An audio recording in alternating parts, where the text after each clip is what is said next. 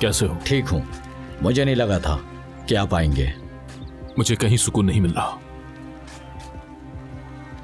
कोई खबर मिली क्या? हम तलाश कर रहे हैं, फिक्र मत करें।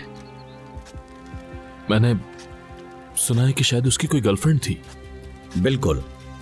उसके दोस्तों ने बताया कि जेल जाने से पहले उसकी जिंदगी में कोई लड़की थी, फिर अरकान की उससे बात नहीं हुई। उसका कुछ पता चला?